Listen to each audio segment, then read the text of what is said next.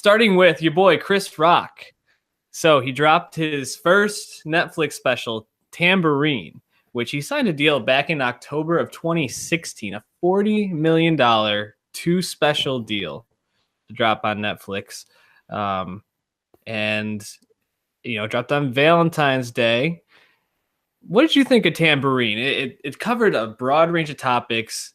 This is his first special since 2009's Kill the Messenger. Mhm. Is Chris Rock still the same Chris Rock? I think so.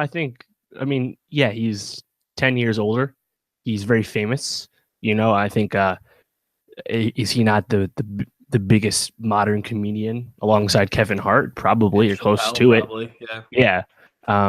But he's one of the few comedians throughout history that has crossed over into movie roles and just general fame outside the comedy sphere, right? Mhm. So, with that being said, I think his wit, I think his pen's still sharp. I think he had some more intelligent jokes, and we've had the 4 Dave Chappelle Netflix specials so far, right? And I think a lot of those had some just sloppy jokes where, people were kind of making big deal out of what he was saying and if it was crossing the line or not. But I think the lead was kind of being buried because Dave Chappelle, a very intentional comic, was just being very sloppy and lazy with his joke telling.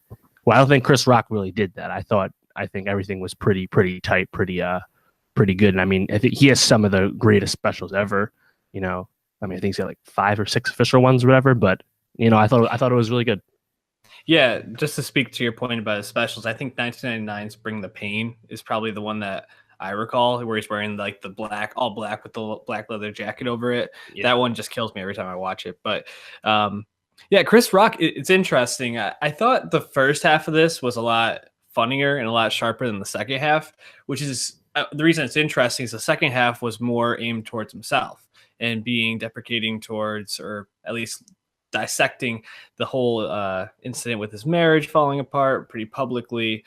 He spoke about the difficulties of the marriage, going through the divorce process, as well as addiction to porn, which I thought was interesting to see him be that open about it. Mm-hmm. But I thought the first half, where he was doing more societal related dissecting society jokes, was sharper for me. Especially, it starts off right away talking about you think the police would shoot a black or a white kid every once in a while just to make it look less suspicious, or however he phrased it. Yeah. He got right into it, which right. For 9 years since last special, he wasn't pulling any punches for sure. Yeah.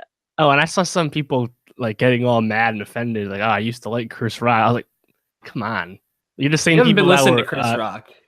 Yeah, but also it's like, Dave Chappelle can write a lazy Caitlyn Jenner joke that is just not like that smart of a joke, but that's fine.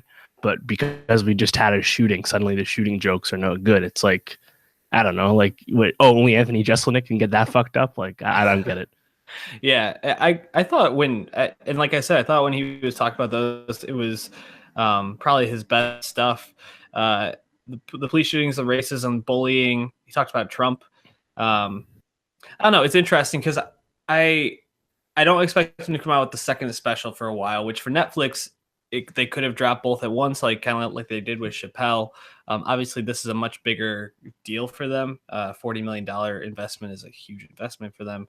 Do you have any idea when you expect to see that? I would probably say not for another couple months to a year. Yeah, probably. I'm sure the information about when he shot these is probably already out there. So I assume, I'm almost positive the second one's already done. So it's a matter of when they want to put it out. But yeah, it depends what else they have on the horizon, because Rock, Seinfeld, Chappelle, formerly Louis C.K., they were all in that big money A-list Netflix deal that we recently were talking about. And, I think they just kind of want to spread that out, when they pick their calendar. So, but they kind of do this all like last minute. Like, we didn't know about this Chris Rock special until, was it a day or two before, right? He tweeted it and then Netflix started promoting it, but it was very last minute.